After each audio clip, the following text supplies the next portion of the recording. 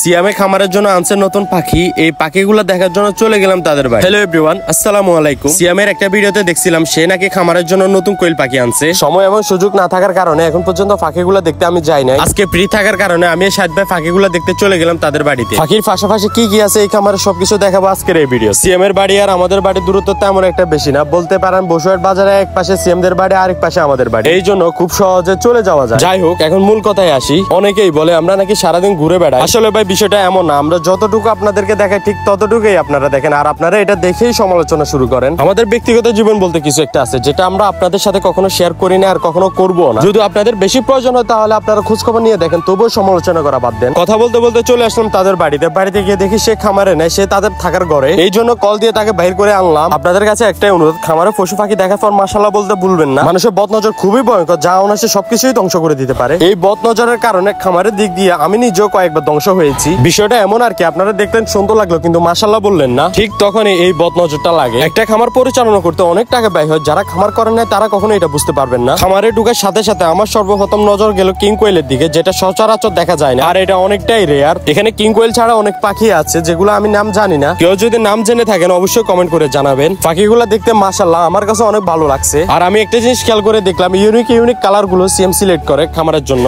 এই খামারে পাখির পাশাপাশি আছে মুরগি, যেগুলো আমাদের দেশি মুরগি না, এগুলো হচ্ছে পাহাড়ি মুরগি। আর পাহাড়ি মুরগির চেনার উপায় হচ্ছে এগুলো দেশি মুরগি থেকে উঁচা থাকবে, মানে এগুলোর পা লম্বা লম্বা হবে। দেশি মুরগির মধ্যে কোয়েল পাখির জন্য দেখি ছোট্ট একটা ঘর। এই কোয়েল পাখিগুলো নাকি বয়সে বড়, এই জন্য এগুলাকে এখানে রাখতেছে, মানে এগুলো এখন নাকি ডিম পাড়তেছে। ভালো করে খেয়াল করে দেখি এখনো দুইটা ডিম আছে, মানে একটু আগে এই দুইটা ডিম নাকি পাড়ছে। এই কোয়েল পাখির বাসার নিচে আছে দুইটা খরগোশ। এখন পর্যন্ত এই খরগোশ গুলো নাকি কেউ ধরতে পারে নাই, মানে কিনে এনে এখানে ছেটে দেওয়ার পর এখন পর্যন্ত কেউ হাত দিয়ে ধরতে পারে নাই। ধরতে গেলে এরা পালিয়ে যায়। আমি নিজে অনেকবার চেষ্টা করছি কিন্তু ধরতে পারি না। এই পাশ দিয়ে ধরতে গেলেও তারা ওই পাশ দিয়ে চলে যায়, ওই পাশ দিয়ে ধরতে গেলে তারা এই পাশে চলে আসে। অনেক চেষ্টা করার পর তাদের ধরতে পারে না, এই জন্য আমার অনেক বিরক্ত লাগতেছিল। এই জন্য আমি ওদেরকে সময় না দিয়ে আরেকবার পাখিগুলো দেখে নিচ্ছি। মাশাআল্লাহ পাখিগুলো যতই আমি দেখতেছি ততই আমার কাছে ভালো লাগতেছে। আপনাদের কাছে কেমন লাগতেছে অবশ্যই কমেন্ট করে জানাবেন। আজকের জন্য এই পর্যন্ত, সবাই ভালো থাকবেন, সুস্থ থাকবেন, আল্লাহ হাফেজ।